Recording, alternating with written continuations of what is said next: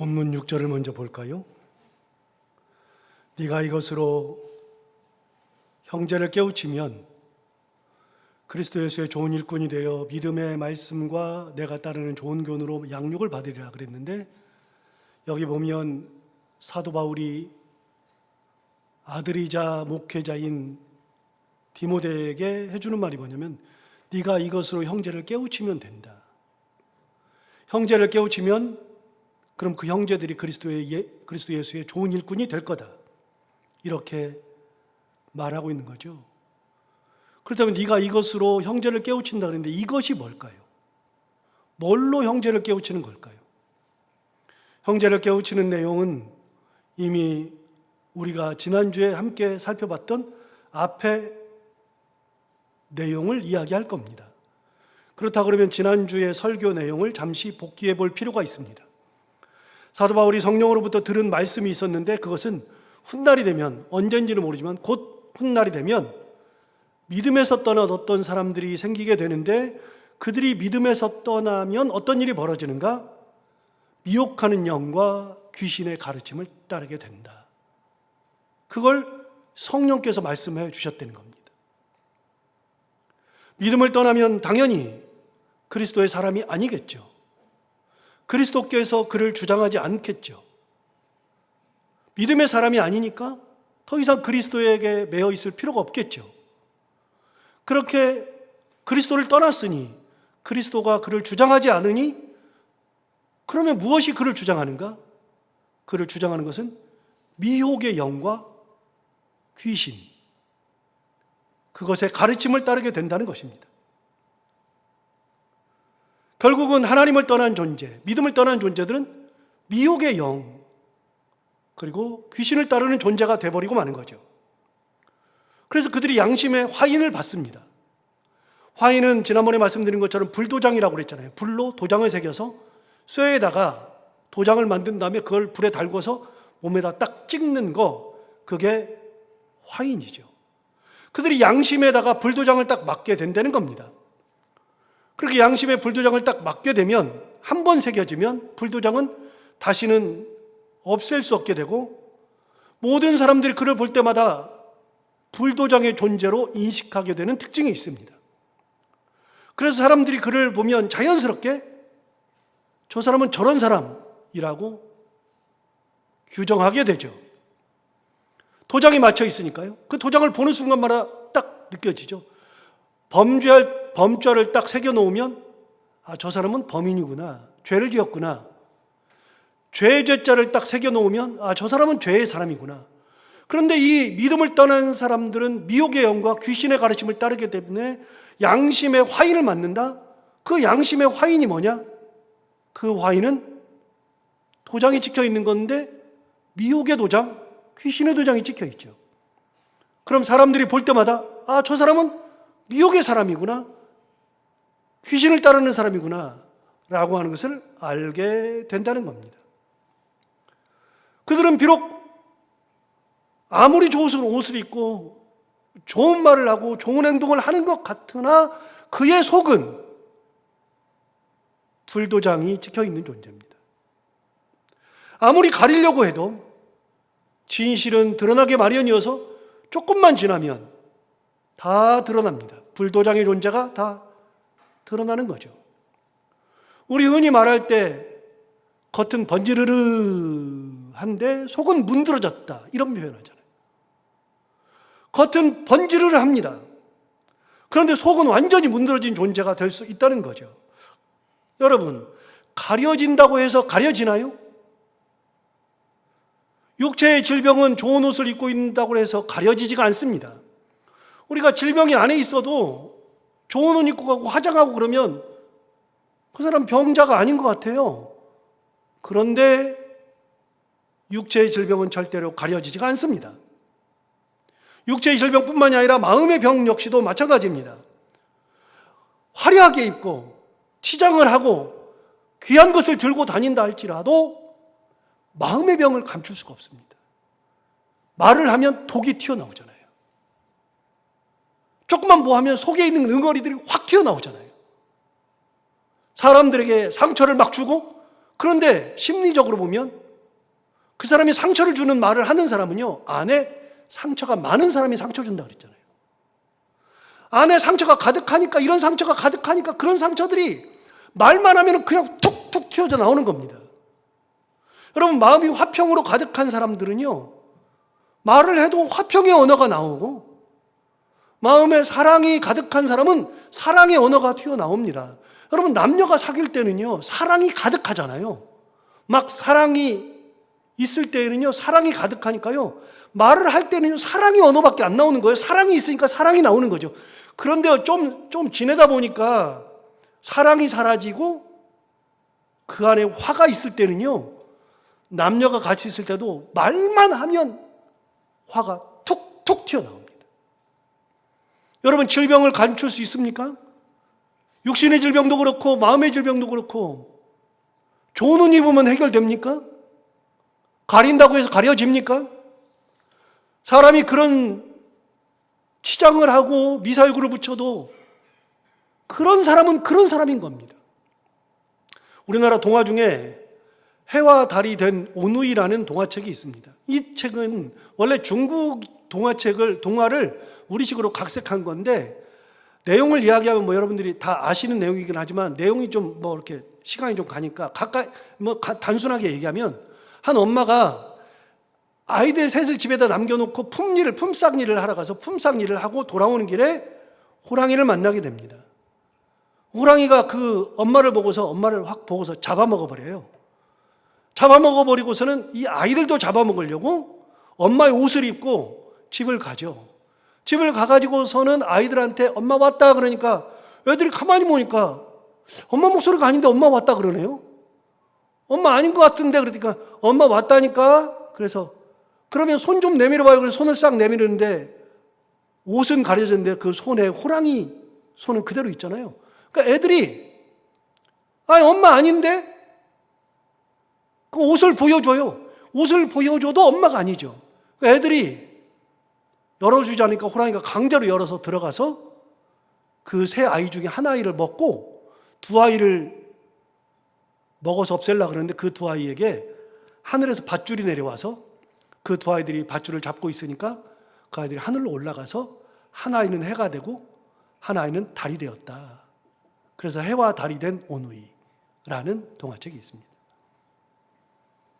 여러분, 호랑이가 사람의 옷을 입는다 그래서 사람이 되나요? 목소리를 그럴싸하게 한다 그래가지고 그런 사람이 되나요? 그런 존재는 원래 그런 존재입니다. 미혹의 영을 받아서 양심의 화인을 맞으면요, 그런 사람은 미혹의 사람입니다. 죽었다 깨라도 온전한 존재가 되지 않습니다. 믿음을 떠나면 좋은 것이 있을까? 사도 바울 얘기했습니다. 성령이 내게 말씀하셨는데 어떤 사람들이 믿음을 떠나니까 그 사람들이 믿음을 떠나서 어디로 가느냐? 미혹의 영을 받고 귀신의 가르침을 따라가는 존재가 되더라. 그리고 양심의 화인을 맞아가지고서 그 사람들이 하는 것이라고 하는 것은 외식하는 것이고 거짓을 말하는 것 뿐이더라. 여러분, 미혹의 영과 귀신의 가르침을 따르니까 외식이 가득하고 거짓이 가득한 겁니다. 여러분, 우리 외식이 뭘까요? 제가 다시 말씀드려요. 저는 이런 단어를 보면 꼭 국어사전을 찾아보는 버릇이 있습니다. 외식을 우리가 알긴 아는데 외식이 뭘까요? 국어사전을 찾아보면 국어사전에 이렇게 말했습니다. 겉만 보기 좋게 꾸미어 드러냄. 여러분, 겉만 보기 좋게 이렇게 꾸며가지고 싹 드러내요. 그러니까 진짜 좋은 것 같죠?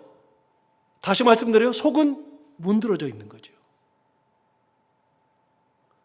그러니까 하는 말이라고 하는 건 거짓말밖에 없어요. 예수 그리스도를 믿는 사람들이 거짓말 할 필요가 없잖아요. 남을 해할 필요가 없잖아요. 근데 믿음을 떠난 이런 사람들은 결국은 겉만 번지르르하게 꾸며가지고서 드러내놓고 진짜 뭔가 있는 양 싶은데 실제로 들여다보면 그 외식으로 인해서 거짓말만 가득하더라. 거짓말이 가득하니까 이 사람들이 하는 일이 뭡니까? 사람을 선동하는 겁니다. 잘못된 길로 인도하는 겁니다. 예수 그리스도와는 전혀 상관이 없는 길을 제시합니다. 그렇게 하는 것이 신앙생활 잘하는 거라고 자꾸 얘기를 해요. 부추겨요. 전혀 신앙생활을 잘하는 것과는 상관없는데 이렇게 해야 신앙생활 잘한대요. 자꾸만 부추겨요. 우리 그런 경우 너무 많아요, 진짜. 자꾸 부추기는데 신앙생활과 아무 상관없어요. 예수님과 상관없어요. 그렇게 해서 자기도 그 길을 가지 않을 뿐만 아니라 사람들을 선동해서 그 길을 가지 못하도록 만드는 존재. 여러분, 그런 사람들이 있습니다. 마태복음 5장부터 7장까지는 예수님께서 산상보훈 말씀하신 거잖아요. 그런데 마태복음 5장과 7장까지의 그 산상보훈 안에 7장에는요, 예수께서 참 신앙인과 거짓 신앙인을 구분해서 말씀해 주셨습니다. 그 참 신앙인과 거짓 신앙인을 구분했는데 그들을 알 수 있는 길이 있느냐? 참 신앙인을 뭘로 보고 알고 거짓 신앙인을 뭘로 보고 아느냐? 그래서 참 신앙인과 거짓 신앙인을 구분할 수 있는 법을 예수님이 친히 말씀해 주셨습니다. 마태복음 7장 16절부터 18절 그리고 20절에 그렇게 구분하셨죠. 여러분 16절에 보면 그렇게 말했습니다. 어떻게 구분하느냐? 간단합니다. 그들의 열매로 그들을 알지니. 가시나무에서 포도를, 엉겅퀴에서 무화과를 따겠느냐. 참 신앙인과 거짓 신앙인들은요, 열매를 보면 안 되는 겁니다. 참 신앙인은 참 신앙인의 열매를 맺는 것이고 거짓 신앙인은 거짓 신앙인의 열매를 맺는 거죠. 여러분, 거짓 신앙이 어떻게 참 신앙의 열매를 맺을 수 있겠습니까? 쉽게 말해서 포도나무에서 가시나무가 안 나오는 겁니다. 가시나무에서 포도나무 열매가 안 나오는 겁니다. 자기 열매로 자기를 안다. 17절은 또 말합니다. 이와 같이 좋은 나무마다 아름다운 열매를 맺고 못된 나무가 나쁜 열매를 맺는다. 18절 말합니다. 좋은 나무가 나쁜 열매를 맺을 수 없고 못된 나무가 아름다운 열매를 맺을 수 없느니라. 여러분, 신앙인의 구분은요, 열매를 보고 안다는 겁니다. 우리가 신앙생활을 잘하고 있는지, 예수 그리스도의 사람인지는 뭘로 보고 아느냐? 열매를 보고 하는 겁니다. 그래서 20절에 이렇게 말했습니다. 이러므로 그들의 열매로 그들을 알리라. 정확하게 말하죠. 단순하지만 명확한 이치입니다. 그런 나무는 그런 열매를 맺을 수가 없고 그런 나무는 그런 열매를 맺는 겁니다. 참신앙인은 거짓 열매를 맺을 수 없고요. 거짓 신앙인은 참 신앙인의 열매를 맺을 수가 없죠. 제가 제주도에서 1년 동안 전임 전선하면서 배운 게 하나 있습니다. 제주도에 가서 제가 처음 알았습니다. 제가 그래서 설교하면서 한 두어 번 이야기한 것 같은데요. 저는 제주도에 그 감귤나무가 많잖아요. 귤나무가. 그래가지고 그 귤나무가 그냥 귤나무인 줄 알았습니다. 그런데 감귤나무는 원래의 감귤나무가 아니라는 것을 알았습니다. 왜요?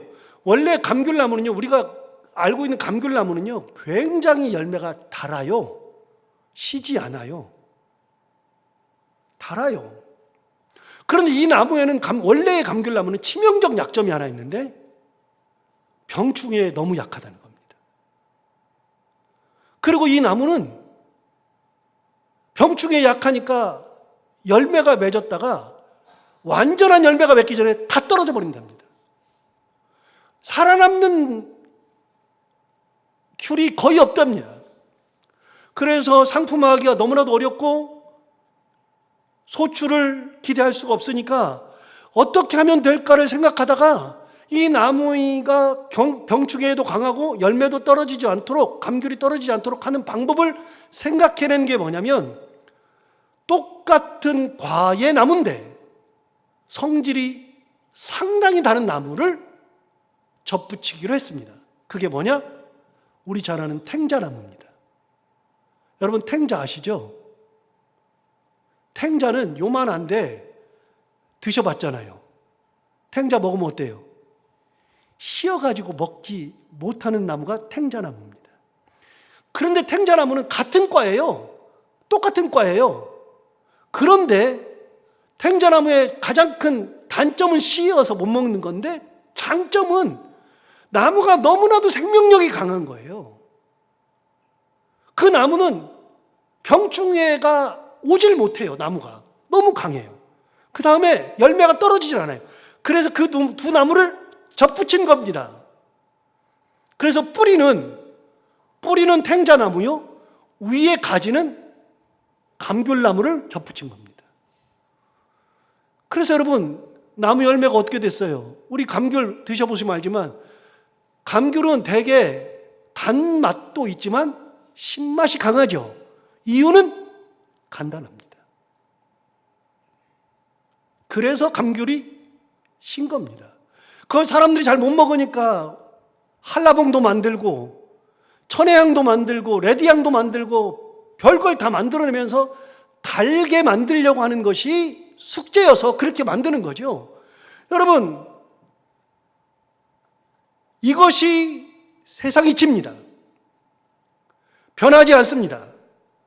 탱자나무는 탱자의 맛을 내고요, 감귤은 감귤의 맛을 내는 것이 당연한 이치 아닙니까? 둘을 섞어놨더니 이도저도 아닌 중간의 맛을 내는 겁니다. 지금 이게.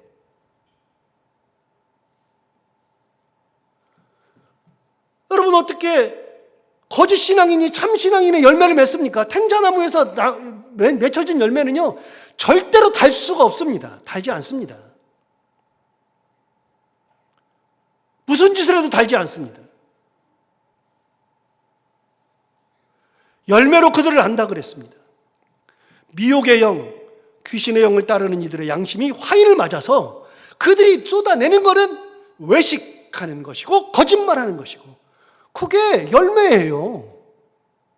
에베소 교회에 그런 사람들이 생긴다는 거예요. 신앙생활 하는 것 같은데, 그런데 열매를 보니까 탱자나무 열매밖에 안 맺네요. 신앙생활 잘하는 것 같은데 어느 순간에 보니까 하나님은 딱 알아요. 얘가 날 떠났구나. 아는데 우리는 모르잖아요. 그런데 하나님을 떠난 것을 하나님은 아시는데 우리는 모르니까 그 사람들이 신앙생활 잘하고 예수님의 사람인 것 같은데, 하나님은 얘는 나를 떠났어, 믿음을 떠났네. 그 사람이 떠나가지고서 맺는 열매가 뭐냐? 미혹의 영과 귀신의 가르침을 따라서 입만 벌어지면 위선과 거짓으로 가득하죠. 여러분, 아까 마태복음 7장을 말씀드렸는데 그 중에 마태복음 15장에 7장 15절에서 이렇게 말했습니다. 거짓 선자들을 삼가라. 양의 옷을 입고 너희에게 나오나 속에는 뭐라고요? 노략질하는 일이라. 거짓 선지자들은요, 기본이 뭐냐면 노략질하는 일입니다. 그런데 옷을 입기는 무엇을 입었느냐? 양의 옷을 입었지요. 아까 호랑이랑 똑같아요. 그렇게 입는다 그래서 양이 안 돼요. 노략질하는 일이가 그 속에 가득한 거죠. 에베소 교회에 그런 양의 옷을 입었으나 속은 노략질하는 1위인 존재들이 있었습니다. 그들이 외식하고 거짓말을 일삼고 그러면서 사람들을 선동했습니다. 뭐라고 선동했느냐? 혼인할 필요가 없다. 혼인하면 안 된다. 왜 혼인을 하면 안 되느냐? 야, 생각해봐라. 야, 이게 하나님을 전하고 예수 그리스도를 전해야 되는데, 혼인하면 배우자한테 신경 써야 되잖아. 애라면 애 신경 써야 되잖아. 그러면 온전하게 네가 복음 전하겠니? 그러면서 혼인하면 안 된다고 거짓말로 자꾸만 부탁해서, 이게 신앙생활 잘하는 거랍니다. 하나님은 그런 말씀을 하신 적이 없는데 스스로 만들어서 그렇게 해야 된다는 거예요. 그럴싸합니다. 왜? 옷을 잘 입었거든요. 기가 막힌 옷을 입었거든요. 그럴싸합니다. 그러나 아무리 그럴싸해도 절대로 그런 존재는 예수 그리스도와는 상관이 없습니다. 또 뭐라고 선동하느냐? 어떤 음식은 먹지 말아야 한다고 선동도 합니다. 이 음식은 먹으면 안 된다고. 특히 구약적 배경에서 이런 말을 한다 그랬잖아요. 돼지고기 먹으면 안 된답니다. 구약에서 그랬거든요. 오징어를 먹으면 안 된답니다. 이미 구약에서 비늘 없는 거 먹으면 안 된다 그랬으니까 안 된다. 그러면서 자꾸만 이야기합니다. 이렇게 해야지 신앙생활 잘하는 것이다. 여러분, 아무 필요 없는 걸 가지고서 사람들을 선동하고 얽어매는 거죠. 다시 말씀드려요. 여러분, 신앙생활 하면서 저는 이게 이제 해결이 거의 다 됐는데, 다시 말씀드려요. 여러분, 신앙생활하면서 매여 있을 필요가 없어요. 왜 그런 거에 매여요? 주의 영이 계신 곳에 자유함이 있는데 자유함을 누리지 못하고 자꾸만 매여 사는 거. 볼 때마다, 제가 목사로서 여러분들을 뵐 때마다 그거 아니라고 맨날 생각하는 것들이 있어요. 매여 살 필요 없어요. 그게 우리 신앙을 좌지우지하지 않아요. 우리 신앙은 그런 걸로 좌지우지되는 게 아니에요. 디모데전서 4장 5절에서 말합니다. 우리 신앙을 좌지우지하는 게 뭐냐? 사도 베드로, 바울이 얘기했잖아요. 하나님의 말씀과 기도로 거룩하여짐이라. 그런 걸로 되는 게 아니라 하나님의 말씀으로 거룩하고 기도 생활 가운데 거룩함을 누리며 사는 거다. 그렇게 얘기했잖아요. 말씀을 떠난 것에는 어떤 것도 귀를 기울일 필요가 없습니다. 어떤 것도 할 필요가 없습니다. 세상이 두 쪽 나도 그런 걸 할 필요가 없습니다. 인간적 방법을 쓸 필요가 없습니다. 여러분, 신앙생활하면서 왜 인간적 방법을 씁니까? 하나님을 바라보고 하나님 사랑하고 하나님 말씀대로 살아가는데 왜 하나님 말고 왜 인간적 방법을 쓰고 인간적 행동을 합니까? 교회부터가 왜 그럽니까? 안 돼요. 신앙생활하면서 왜 그럽니까? 안 돼요. 다 벗어버려도 괜찮아요. 자, 본문 6절을 볼까요? 아까 봤던 것처럼 네가 이것으로 형제를 깨우치면 된다. 이게 뭐냐? 그런 거에 신경 쓰지 말고 말씀과 기도로 거룩하여지는 것이다. 현혹되지 말아라.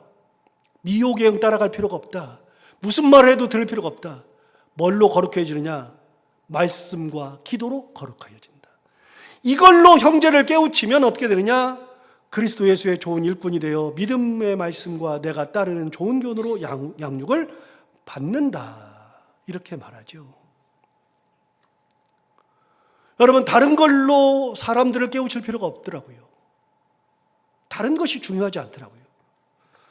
제가 유학 시절 얘기를 했는데, 저는 유학 가기 전과 유학 이유가 완전히 이렇게 달라진 사람이거든요.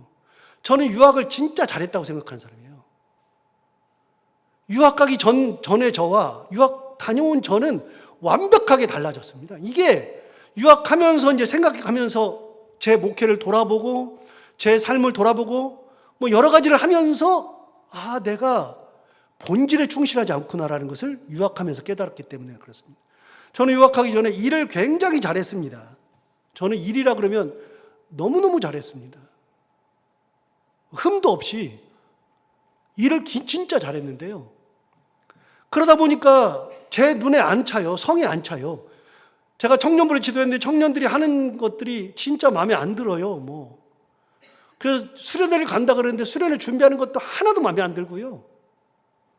수련회 준비한다고 기획안 좀 올려봐라 그랬더니 기획안 가져왔는데 말도 안 돼. 진짜 이걸 문서라고 가져왔는지 막. 그래가지고 그거 제가 진짜 못된 짓 많이 했는데 그걸 막 던져버리고 막 이걸 기획안이라고 가져와. 이렇게 못된 짓 했어요. 성이 하나도 안 차는 거예요. 수련회 가서 하는 짓도 진짜 마음에 안 드는 거예요. 다 마음에 안 드는 거예요. 이게 청년들에게만 그런 게 아니라요. 권사님한테도 권사가 돼가지고 그게 뭐야 이런 식으로 말하고. 정말 너무 날카롭고요. 지적질 잘하고요. 일 잘한다는 소리는 진짜 많이 들었습니다. 진짜로 일을 잘했습니다. 오차도 있었으면 안 됐습니다. 그럼 유학을 가서 거기서 딱 목회에서 한 발짝 떨어져서 공부만 하면서 제 인생을 돌아보고 목회를 돌아보고 신앙을 돌아보면서 그때 딱 느낀 게 하나 있습니다. 그렇게 10여 년을 열심히 달려왔는데 열심히 달려온 거를 돌아보니까 일은 진짜 잘했는데 사람이 없어요. 사랑이 없어요. 일 잘했던 건 기억이 안 나고요. 그때 그분들과의 추억 이런 게 생각나지 일이 생각나지 않더라고요. 교회는 일이 중요한 게 아니구나라는 것을 처음 깨달았습니다. 사람이 중요한 거구나. 사람의 마음을 살피는 것이 중요한 거구나. 함께 신앙생활하는 것이 진짜 중요한 거구나. 진짜 처음 깨달았습니다. 난생 처음.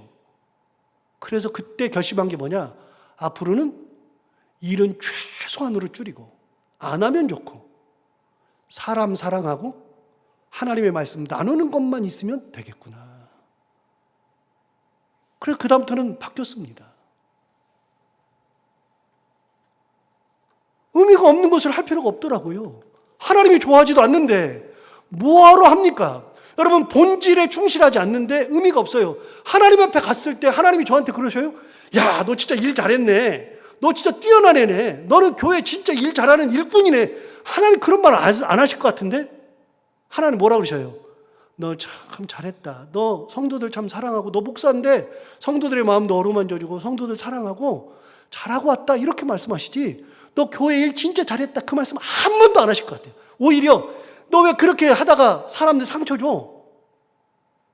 그러실 것 같더라고요. 여러분, 우리는 안 그래요? 사도행전 6장에 보면 7집사를 세우는 얘기가 나오잖아요. 우리 잘 아는데 7집사를 세우는 얘기가 나오는데 7집사를 세울 때 그 배경이 나옵니다.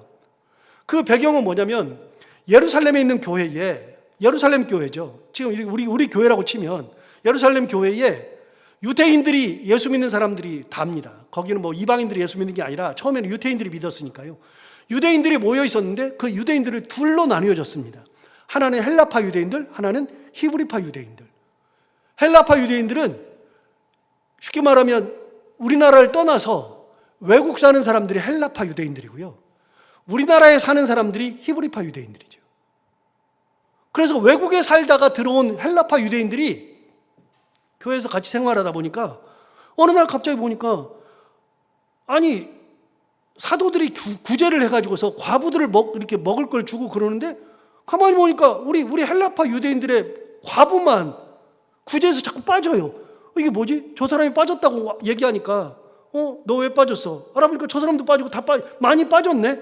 그래서 봤어요. 히브리파 유대인들의 과부는 어떤가 봤더니 저 사람들은 구제에 안 빠졌네. 이게 너무나 화가 나니까 사도들한테 온 거 아닙니까? 도대체 왜 우리 헬라파 유대인들의 과부만 구제에서 빠지느냐? 얘기했더니 사도들이 듣자마자 딱 했던 얘기가 뭐냐? 안 되겠다. 그래서 사도행전 6장에서 집사를 세웁니다. 6장 2절에 보면 이렇게 말하죠.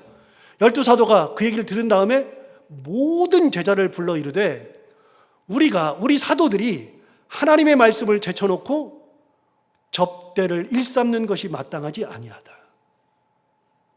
사도들은 자기들의 본질이 뭔지를 안 거죠. 하나님의 말씀을 제쳐놓고 접대를 일삼는 것이 마땅하지 아니하니 3절 형제들아 너희 가운데서 성령과 지혜가 충만하여 칭찬받는 사람 7을 택하라. 우리가 이 일을 그들에게 맡길 거다. 그래서 구제를 사도들이 직접 하지 않고 집사들에게 하라고 넘겨줍니다. 이게 집사를 세운 첫 번째 배경이에요. 4절을 보면 이렇게 말합니다. 우리는 오로지 뭐 한다고요? 기도하는 일과 말씀 사역에 힘쓰리라. 사도들은 본질로 돌아갔죠. 본질이 뭔가를 알고 본질로 돌아갔죠. 여러분, 신앙생활 하면서 본질을 놓치는 순간에는 미혹의 영이 우리를 얼마나 휘잡는지 몰라요. 그러니까 쓸데없는 거 가지고서 막 자꾸만 사람을 이렇게 얘기하면서 그게 신앙생활 잘하는, 우리가 말하는 것 중에서 신앙생활 잘하는 것으로 이렇게 사람들을 이야기하고 그런 게 별로 없어요. 참 신앙은요, 내가 열매를 맺으면 되는 거예요. 예수 그리스도의 사랑의 열매를 맺어서 사람들에게 사랑의 열매를 같이 나누어 먹을 때 그 사람이 감동해서 나랑 함께 사랑의 존재가 되어서 나도 사랑의 존재로 사는 것이 신앙이구나를 깨달아서 나도 사랑의 열매를 맺어서 다른 사람과 또 나누어 먹고 그 사람이 또 사랑의 열매를 맺어서 다른 사람과 나누어 먹으면서 사랑의 열매를 자꾸만 맺어가는 것이 신앙이지. 뭔 말을 하고 이렇게 하는 것이 신앙생활 잘하는 것이다. 그럴 필요가 없어요. 나눔의 열매는 맺으면 되는 거예요. 헌신의 열매는 내가 헌신의 열매를 맺으면 사람들이 보고 아는 거죠. 아, 저분은 진짜 헌신의 열매를 맺는구나. 말도 없이 헌신의 열매를 맺는구나. 나도 헌신해야지. 되는 거예요. 자꾸만 결혼을 금하고 어떤 음식물을 먹지 말라 이런 식으로 선동한다 그랬잖아요. 누가요? 믿음을 떠나서 미혹의 영과 귀신을 가르침을 따르는 사람들, 양심의 화인을 맞아가지고서 그 사람들은 결국 위선으로 말미암아 거짓말하는 자, 결국은 그런 소리만 하는 거죠. 의미 없어요. 저도 목회자지만 사도 바울이 디모데에게 하는 겁니다. 얘기는 간단합니다. 이걸로 형제들을 깨우치면 되는 거다. 이걸로. 다른 게 없다. 여러분 6절을 다시 볼까요? 6절을 보면 제가 이렇게 좀 나눠봤어요. 이렇게 말했어요. 이렇게 나눠보면 이렇게 해요. 네가 이것으로 형제를 깨우치면 어떻게 되느냐? 형제를 깨우치고 나면 그 다음에는 어떻게 돼요? 그리스도 예수의 좋은 일꾼이 될 거다. 이것으로 본질로 말씀과 기도와 열매로 형제, 성도들을 깨우치면 그 성도들이 뭐가 되느냐? 그리스도 예수의 좋은 일꾼이 되는 거다. 그럼 여러분 좋은 일꾼이 되면 어떻게 됩니까? 좋은 일꾼이 되면 믿음의 말씀과 네가 따르는 좋은 교훈, 그것으로 좋은 일꾼이 되기 위해서 양육을 기쁨으로 받아요. 여러분 양육 받아요 그런다 그래서 양육을 받는 게 아니라, 배워라 그래서 배우는 게 아니라, 나눠라 그래서 나누는 것이 아니라 간단한 겁니다. 내가 이것으로 본질로 돌아가서 그 본질 가운데 하나님의 말씀을 들고 말씀 가운데 살아가고 기도로 거룩해지고 자꾸만 사랑의 열매를 맺고 이렇게 되면 그걸 보고 있었던 많은 사람들이 그걸로 말미암아서 나를 보고서 좋은 일꾼이 되고, 좋은 일꾼이 되면 말씀으로 양육되고 그리고 좋은 교훈으로 양육이 되는 거예요. 받아라가 아니라 받게 되는 거죠.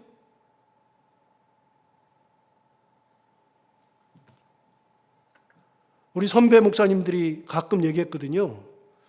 설교는 말로 하는 게 아니라 삶으로 하는 것이다.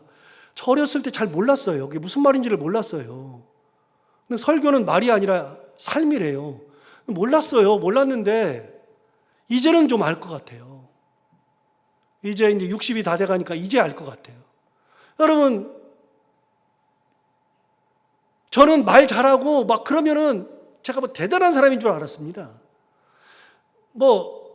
제가 그렇게 설교 못하는 편도 아니고, 제가 떨어지는 편도 아니고, 괜찮아요. 괜찮은데, 그래서 저는 설교도 잘하고 다 잘하는 줄 알았어요.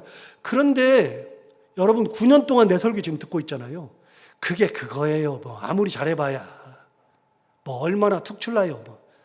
세상에 있는 목사들이 다 똑같지 얼마나 특출나요. 대형교회 목사면은 설교를 잘해요? 말도 안 되는 소리예요. 그럼 개척교회 목사는 설교를 못해요? 말도 안 되는 소리예요. 하나님의 은혜 가운데 설교하는 것이지. 그런데 보니까요, 설교는 삶으로 하는 것이다. 우리 그런 거 있잖아요. 목사님이 은퇴하신 다음에 목사님이 오시기만 해도, 그 목사님이 강대상에 서기만 해도 눈물부터 나는 경우 있잖아요. 보기만 해도 은혜가 되고. 말을 했어요? 아니요. 그냥 뵙기만 해도 좋아요. 뵙기만 해도 감동이에요. 그냥 서는 것만 해도 얼마나 좋은지 몰라요. 말하지 않아도 그분의 삶을 존경하고 사랑하면 그렇게 되는 거죠.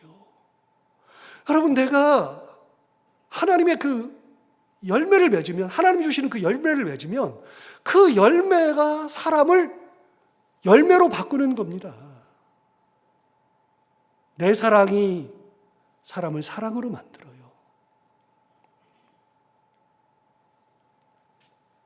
7절 볼까요? 7절에는 이렇게 말했습니다. 망령되고 허탄한 신화를 버리고 경건에 이르도록 내 자신을 연단하라. 여러분, 망령되고 허탄한 신화를 버리래요.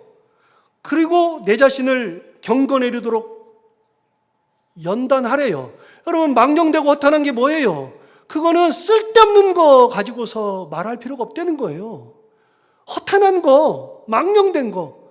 그거 가질 필요가 없는 건데, 그런 신화, 그런 말들 자꾸만 하려고 하지만 그런 말들 다 버려라. 의미 없다. 해봐야 의미 없다. 오히려 해가 된다. 다 버려라. 그리고 어떻게 하라고요? 경건에 이르도록 내 자신을 연단하라 그랬습니다. 다시요? 여러분, 연단이 뭐죠? 연단을 국어사전에서 찾아보니까요, 연단은 세 가지 뜻이 있답니다. 국어사전에서 세 가지가 있대요. 뭐라 그러느냐? 연단을 이렇게 말했습니다. 첫 번째는 쇠붙이를 불에 달군 후에 두드려서 단단하게 함. 쇠붙이를 자꾸만 때리면 단단해지죠. 연철이 강철되잖아요. 그래서 연한 철이 때린 다음에 다시 불에다 갔다 와서 다시 때리고 이게 당금질을 할 때마다 강해지잖아요. 연단이 뭐냐? 쇠붙이를 불에 달군 후에 두드려서 단단하게 만드는 것이 연단이래요. 뭐라 그래요? 너 자신을 연단하라. 그런 말은 뭐예요? 너를 그렇게 강한 존재로 만들어라. 그런 말이겠죠. 두 번째, 몸과 마음을 굳세게 함. 같은 의미겠죠. 단단하게 만드는 거죠. 몸과 마음이 뭐에 세상 역경, 풍파, 고난 이런 거에 막 자꾸만 이리 흔들리고 저리 흔들리고 그런 존재가 아니라 그런 속에서도 경건에 이르도록 연단하면 하나님의 그 말씀으로 세상 풍파에 흔들리지 않겠죠. 세 번째, 어떤 일을 반복하여 익숙하게 함. 이걸 연단이라고 말한답니다. 여러분, 어떤 일을 반복해서 익숙하게 한다는 것은 여러분 경건이 몸에 뱄니까? 쉽게 뱄니까? 여러분 말씀 읽고 말씀 묵상하고 말씀대로 사는 것이 그렇게 쉽게 이 몸에 뱄니까? 기도하는 것이 몸에 뱄니까? 잘 안 되죠. 그게 굉장히 어려운데 기도, 봉사, 헌신, 사랑, 예배 이런 것들은 몸에 잘 배이지는 않은데 끝까지 뭐라고요? 너 자신이 그것을 반복하여서 익숙하게 하는 것이 연단이다 라고 이야기합니다. 사도 바울은 디모데에게 이야기합니다. 세상 것으로 연단하지 말고 경건으로 연단해라. 경건을 연단하는 거다. 단단하게 하는 거다. 8절 볼까요? 8절에 보면 이렇게 말합니다. 육체의 연단은 약간의 유익이 있으나 경건은 범사에 유익하다. 여러분, 육체의 연단은 약간의 유익이 있대요. 제가 생각할 때 약간이 아니라 많이 유익이 있어요. 그래서 열심히 운동하고 열심히 몸을 관리해야 그래야지 건강하겠죠. 뭐 당연하겠죠. 저 진짜 열심히 운동하고 하루에 2시간씩 이렇게 운동하고 그래요. 요즘도 그래요. 요즘이 제가 몸이 가장 좋아요. 진짜 열심히 해요. 왜냐하면 제가 못 견디겠거든요. 이러다가는 안 되겠다 싶거든요. 그래서 저는 이러다가는 오래 못 살겠다 싶은 마음이 진짜 많아요. 그래서 제가 지난번에 우리 아이들 함께 있을 때 그런 얘기 했습니다. 아빠는 70을 넘기기가 어렵겠다. 이렇게 말했더니 애들이 귓등으로도 안 들어요. 저는 진짜거든요. 저는 70을 못 넘길 것 같더라고요. 그래서 어느 날 갑자기 쓰러져 죽겠다는 생각이 많아서 안 되겠다 하는 날까지 열심히 운동하고 살아야지. 그래서 열심히 운동했더니 애들 다시 불러야 되겠어요. 80까지는 살겠다. 애들 다시 불러야 될 것 같은데. 더 열심히 하면은 애들 다시 불러서 90까지는 아빠가 살 수도 있겠다. 뭐 그럴 수도 있겠죠. 여러분, 육체 연단은 약간의 유익이 있다. 없는 게 아니에요. 유익이 있어요. 그런데 뭐라 그래요? 경건은 뭐라고요? 범사에 유익하다. 경건은 범사에 유익하다. 우리는 육적 동물이 아니라 영적 동물이기 때문에 그렇습니다. 우리의 삶은 이 세상이 전부가 아니라 천국에 가는 존재들이기 때문에 그렇습니다. 천국에 가서 하나님 앞에 섰을 때 가장 중요한 것이 하나님 앞에서 연단된 것입니다. 그래서 금생과 내생의 약속이 있느니라. 여러분, 경건의 삶을 살아가는 사람들은요, 이 땅에서도 하나님의 은혜 가운데 살아가지만 내생에서도 하나님 앞에 갔을 때도 그것이 유익이 있는 겁니다. 하나님 그거 보시잖아요. 경건한 사람 보시는 거잖아요. 여러분, 하나님 앞에서 뭐 내세울 것이 있습니까? 하나님이 우리의 무엇을 보고 기뻐하시고 잘했다 칭찬하실까요? 우리가 망령되고 허탄한 말을 했으면 하나님이 잘했다 그래요? 거짓을 하면 하나님 잘했다 그래요? 양의 옷을 입으면 잘했다 그래요? 아니요. 하나님 그런 걸로 좋아하지 않습니다. 미혹의 영, 귀신의 가르침을 따르면 하나님 좋아하세요? 아닙니다. 하나님이 좋아하시는 것은요, 경건한 존재, 은혜의 존재, 열매 맺는 존재일 때 하나님께서 기뻐하시는 거잖아요. 하나님 앞에 갔을 때 그거 말씀하시잖아요. 저는 지금도 확신합니다. 저는 지금도 변함없습니다. 본질 아니면 안 하겠다. 본질이 가장 중요하다. 본질이 진짜 중요합니다. 10절 보면 이렇게 말합니다. 이를 위하여 우리가 수고하고 힘쓰는 것은 우리 소망을 살아계신 하나님께 두미니 곧 모든 사람 특히 믿는 자들의 구주시라. 이걸 위해서 우리가 수고하고 힘쓴대요. 경건을 위해서 힘쓰는데 왜 그러느냐? 우리 소망을 하나님께 두고 있기 때문이랍니다. 이거를 공동번역 성서로 해보니까 이렇게 말했습니다. 우리가 수고하며 싸우는 것은 모든 사람, 특히 믿는 사람들의 구세주이신 살아계신 하나님께 희망을 걸고 있기 때문입니다. 여러분, 우리가 수고하고 힘쓰면서, 경건에 힘쓰면서 미혹의 영과 싸우고 귀신과 싸우고 세상 것들과 싸우는 것은 우리들의 구세주이신 살아계신 하나님께 소망을 두고 있기 때문입니다. 하나님 앞에 소망을 두니까 경건하게 살려고 하는 거죠. 여러분, 경건하게 사는 거는 이 땅에서 손해보고 사는 거잖아요. 그런데 하나님 앞에 소망을 두면 하나님 앞에 희망을 두고 사니까 그것들과 싸우고서 이 땅에서는 손해가 되는데 오히려 그걸 가지면 더 이익이 될 텐데 그런 것과 싸우는 겁니다. 그런 것과 오히려 더 경건하게 살려고 하는 것이죠. 여러분, 이게 사도 바울이 디모데에게 하는 얘기인데 우리가 신앙생활하면서 똑같이 가져야 되는 겁니다. 말씀과 기도로 거룩해지고 이것들로 나를 훈계하고 그래서 내가 좋은 그리스도 일꾼이 되어서 믿음의 열매, 사랑의 열매, 나눔의 열매, 희생과 봉사와 이런 열매를 맺으면서 하나님의 은혜 가운데 살아가는 거, 그렇게 나를 경건으로 연단하는 거, 이게 하나님의 뜻, 이게 참 신앙인이라는 거 다시 한번 생각하고 그런 신앙인으로 살아가는 우리 모두가 다 되기를 바랍니다. 기도하겠습니다. 하나님 아버지, 감사합니다. 오늘 귀한 말씀으로 우리를 깨우쳐주셔서 감사합니다.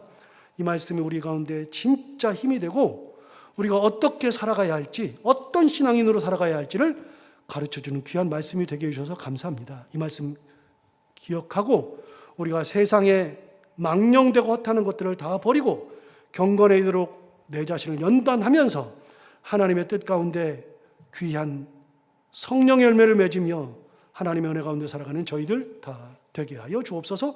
예수님 이름으로 기도하옵나이다.